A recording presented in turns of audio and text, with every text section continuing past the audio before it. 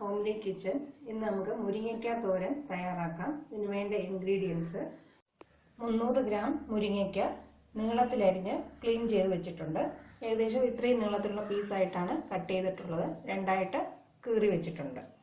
പിന്നെ വേണ്ടത് 4 table spoon തേങ്ങ, 1 ടീസ്പൂൺ മുളക് പൊടി, 2 വറ്റൽമുളക്, 1/4 ടീസ്പൂൺ കടുക്, കുറച്ച് കറിവേപ്പില, 4-5 അല്ലി വെളുത്തുള്ളി, 2-3 അല്ലി ചെറിയ ഉള്ളി, 1/2 ടീസ്പൂൺ ജീരകം, 1/4 ടീസ്പൂൺ മഞ്ഞൾപ്പൊടി, ആവശ്യത്തിന് ഉപ്പ്, 3 ടീസ്പൂൺ വെളിച്ചെണ്ണ. ഒരു പാത്രത്തിൽ വെള്ളവും ഉപ്പും ചേർത്ത് മുരിങ്ങയ്ക്ക വേവിച്ചെടുക്കാം. മുരിങ്ങയ്ക്ക കുക്കറിനകത്തിട്ട് വേവിക്കാൻ പാടില്ല, പെട്ടെന്ന് വെന്തു പോകും. അതുകൊണ്ട് പാത്രത്തിൽ വെച്ച് തന്നെ വേവിച്ചെടുക്കാം. ഇനി നമുക്ക് അരപ്പ് തയ്യാറാക്കാം. തേങ്ങയും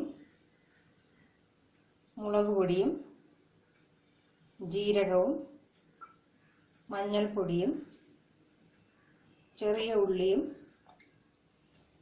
വെളുത്തുള്ളിയും ചേർത്ത് വെള്ളം ചേർക്കാതെ ഒന്ന് ചതച്ചെടുക്കാം. അരപ്പ് ചതച്ചെടുത്തിട്ടുണ്ട്. മുരിങ്ങയ്ക്ക കുറച്ച് കൂടുതൽ വെള്ളം വെച്ച് വെള്ളം ഊറ്റിയെടുത്തിട്ട് വേണം തോരൻ തയ്യാറാക്കാൻ. നേരിട്ട് അരപ്പിൻ്റെ കൂടെ ചേർത്ത് വെള്ളം ഒഴിച്ച് വേവിക്കാൻ പാടില്ല. മുരിങ്ങയ്ക്ക് ഒരു കയ്പ്പ് ടേസ്റ്റ് വരാൻ ചാൻസ് ഉണ്ട്. ഈ വെള്ളം ഊറ്റി മാറ്റിയതിന് ശേഷമാണ് തോരൻ തയ്യാറാക്കേണ്ടത്. മുരിങ്ങയ്ക്ക് ഏകദേശം 80% വെന്തിട്ടുണ്ട്. നമുക്കിങ്ങനെ ഞെക്കി നോക്കുമ്പോൾ ചെറുതായിട്ട് പിതുങ്ങുന്നുണ്ട്. ഈ സമയത്ത് നമുക്ക് വെള്ളത്തിൽ നിന്ന് മുരിങ്ങയ്ക്ക ഊറ്റി എടുക്കാം. മുരിങ്ങയ്ക്ക വെള്ളത്തിൽ നിന്ന് മാറ്റി വെച്ചിട്ടുണ്ട്. ഇനി നമുക്ക് കറി തയ്യാറാക്കാം.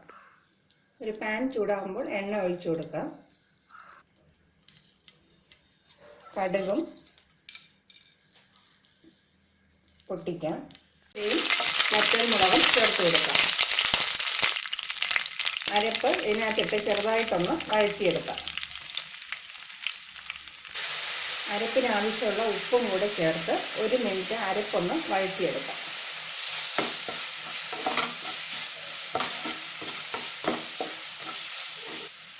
ഇനി മുരിങ്ങയ്ക്കയും കൂടെ ചേർത്ത് കൊടുക്കാം. നന്നായിട്ട് ഇളക്കി യോജിപ്പിച്ച് ഒരു 4-5 മിനിറ്റ് അടച്ചു വെച്ച് വേവിക്കാം. അടപ്പ് മാറ്റി ഇളക്കി നോക്കാം. ഉപ്പ് കുറവാണെങ്കിൽ ചേർത്ത് കൊടുക്കാം.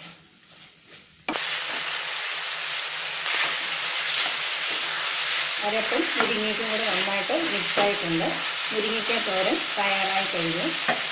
അരപ്പ് ചേർത്ത് 1-2 മിനിറ്റ് വഴറ്റിയതിന് ശേഷമാണ് നമ്മൾ മുരിങ്ങയ്ക്ക ചേർത്ത് കൊടുത്തത്.